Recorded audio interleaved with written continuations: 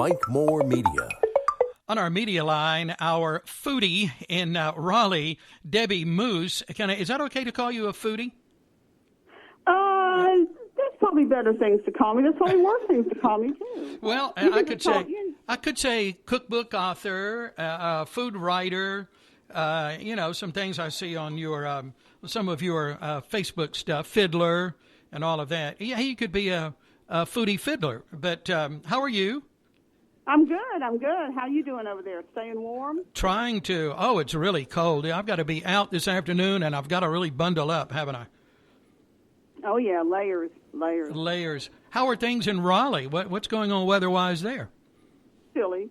So at least the sun's out. I'll take cold if we have the sun, and we can always eat something real nice and warm to warm us up, Yes, we can. Like, what's our topic today? Well, it is also Mardi Gras season. Mm-hmm. Even though they're not having the Mardi Gras parades and everything in New Orleans, but it is really interesting. They never give up in New Orleans. No. Different homes are doing, they're called float houses. People are decorating their houses like they would the Mardi Gras float. Oh, wow. I've seen some online. You can Google it. It's just amazing how people have decorated their houses. And there's a route. You can get in your car, drive around and look at them. A friend of mine, they've done their house up, and the theme is their cat. Oh, how neat. Their cat is an orange cat named Queso. And so if you see anything Queso's house, take a look at that. That's my friend's house. Okay. But, and even if you're not, celebrating Mardi Gras with a parade, you can still celebrate it with some food, and we need some good food. And gumbo is Louisiana. I mean, you ask anybody who lives there, that is what, is like a class. Most people think of gumbo when they think of Louisiana food. Mm-hmm. Yeah. Well, I was doing a little homework, and I found out it's the official state cuisine, gumbo. It does not surprise me one bit. Yeah. And it's such a big deal. UNC's Savor the South series, which I was privileged to write 2 of the books in that series, they dedicated one whole book to gumbo. Yes. By another friend of mine, Dale Curry. I do know everybody, in case you're wondering. Yes, I knew that all along. But gumbo, it can be. We were talking about soups before we got on the call. Mm-hmm. Gumbo is kind of a soup and it's kind of not. Mm-hmm. I mean, it is things in a liquid. But you always serve it on rice. I don't think I've ever seen gumbo served without rice. So it turns into more of a hearty stew. Mm-hmm. And you make it with chicken, duck, leftover Thanksgiving turkey. In the, really, really old days, you might have used a squirrel that you shot, out back. But it's both something that's very homey and very home cooking, and something that is more elevated. Usually, if there's tomatoes in the gumbo recipe, it's probably more Creole. It's probably a little more refined, something they would have had in New Orleans. But the home cooking of the Cajun country is the hearty chickens and sausage, and of course, you have to have a roux. Mm-hmm. Mm-hmm. You know what a roux is? Well, give us a definition for those of us that may not know, because I was reading that in my homework on that. So, yes, I need to know. Yes, you do have to. In fact, there's a Louisiana cookbook I have that the title is First You Make a Roux. And spell that for us, for those that may not know. They may not be foodies. R-O-U-X. R-O-U-X, right, okay. And that also shows gumbo as just, again, like Louisiana, just this mixing of French influences and other influences and Native American and enslaved people. It reflects part of that gumbo that is New Orleans. But roux is flour and oil. If you made chicken gravy, you've made roux. Mm-hmm. Okay. You cook. It's usually about equal parts flour and oil. Mm-hmm. and you cook that until it gets the darkness that you want it to get, as dark as you want it to get. And for most gumbos, you're going to want like the color of milk chocolate or preferably dark chocolate. Mm-hmm. Okay. Now that is why I used to not make gumbos very often, because that is a time-consuming process unless you really know how to do it. I've seen a chef do it, in like, I don't know, 10 minutes on high heat. But that would be like handing me the keys to a Lamborghini. Something bad is going to happen. But if you do it right, it does take time, apparently. Like I said, unless you have really done it a lot and you really know what you're doing, because you also can burn it. And if you burn it, you have to just throw it out and start over. There's not anything you can do. Mm-hmm. And so it usually would take me like about half an hour to do this, and it's stirring constantly. Now, it really makes the dish. It is what makes the flavor of gumbo, and I think you really need to have it. Even with the green gumbos, green gumbos are popular during the Lent season, because they typically don't have meat. They might have 3, 4, 5 different kinds of greens in it, collards, mustard greens, whatever you happen to have, and it would be a vegetarian gumbo. But you still want a roux in that to provide that thickness and that rich flavor. Mm-hmm. Okra, of course, people like to eat, okra and gumbo. Okra also can thicken it, but if you don't cook the okra a little bit first, it's going to make it kind of gooey. Mm-hmm.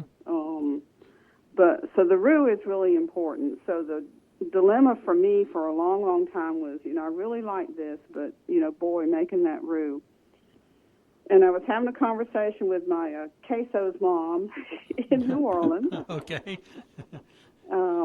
After Thanksgiving, and she was getting ready to make her traditional turkey bone gumbo.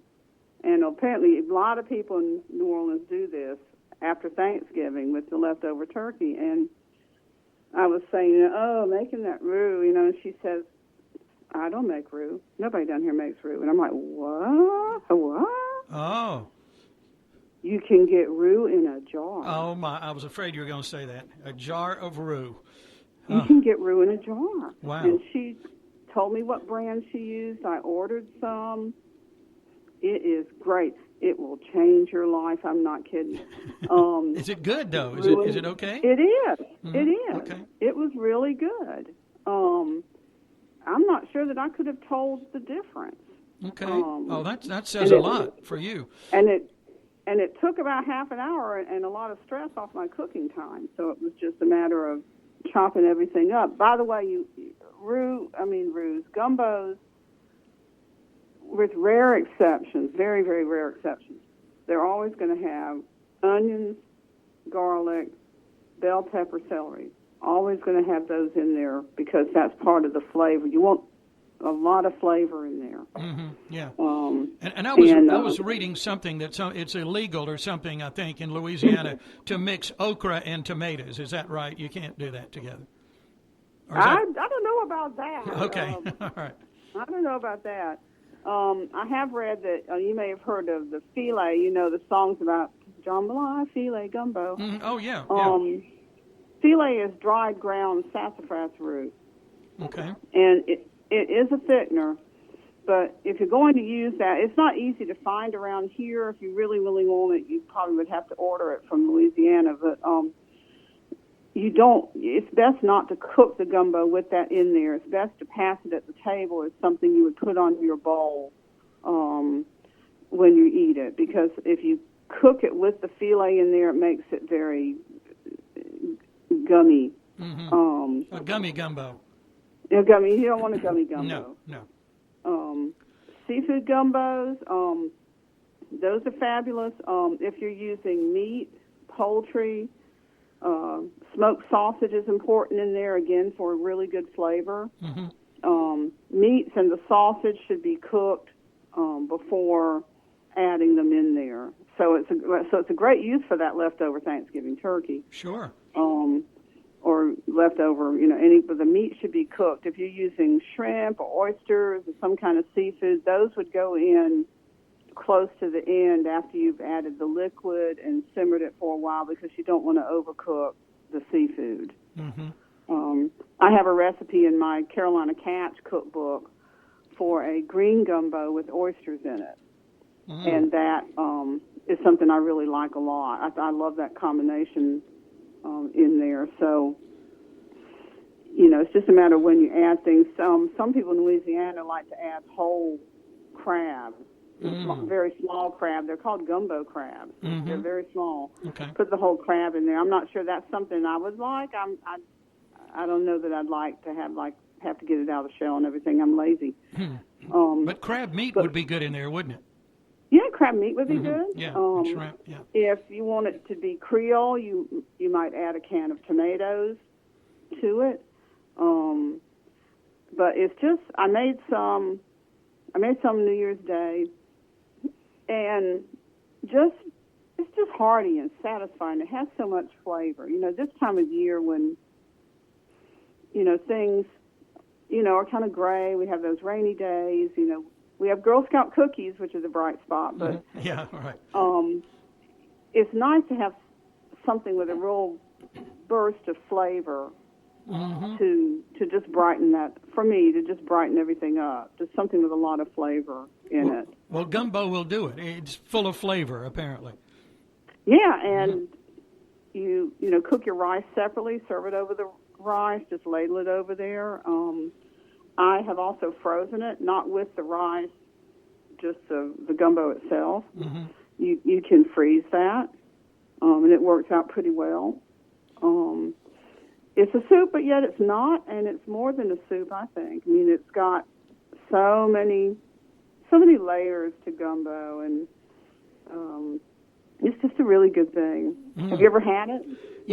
I'm not thinking I have ever had gumbo. Maybe some kind of variation of that, but not the real stuff. So I need to step up and make that happen, I guess, don't I? Because I've learned here what to do. I've learned here how to make it. You will love it. Yeah. You will love it. And apparently you can't buy a bottle of roux in the grocery store. I mean, you said you ordered yours, so you can't go to your local supermarket and find it on the shelf, can you?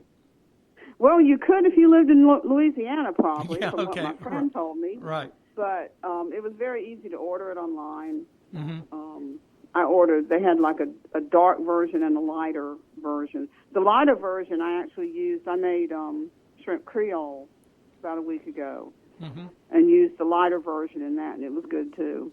Because the lighter, with shrimp Creole, it's a lighter flavor. It's shrimp and it's a lot of tomatoes, and you wouldn't want such a heavy flavor in there. Mm-hmm. Yeah. And you can make a big pot, I guess, and it will last a while. Oh, yes. When I was testing recipes for a cookbook some years ago, I wanted to test a gumbo.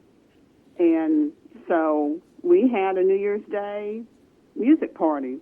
I made a humongous pot of it, about, 10 people over here.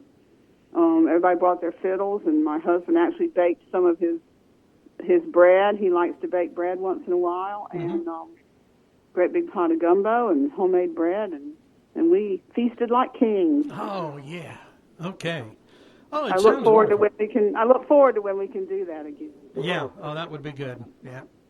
Well, thank you for our gumbo report today. This has been really, really good as always. It's great to talk to you, and I've learned a lot. So I thought roux was something really fancy and complicated, but no, it's not. So thank you for like most simple things. It's simple ingredients, but it's all in how you pay attention to it. And otherwise, you'll rue the day you burnt that roux. Ooh, yes. Well, I feel like I've been to Baton Rouge and back today. But laissez les bon temps rouler. Well, and the same to you. Debbie, thank you so much. It's good to talk to you, and I appreciate it. And we'll talk again soon. Great. So great to talk to you. Okay. Bye-bye. Bye-bye. That's our friend Debbie Moose in Raleigh. That was fun, as always. Get more information at debbiemoose.com. And thanks for tuning in. Enjoy your gumbo.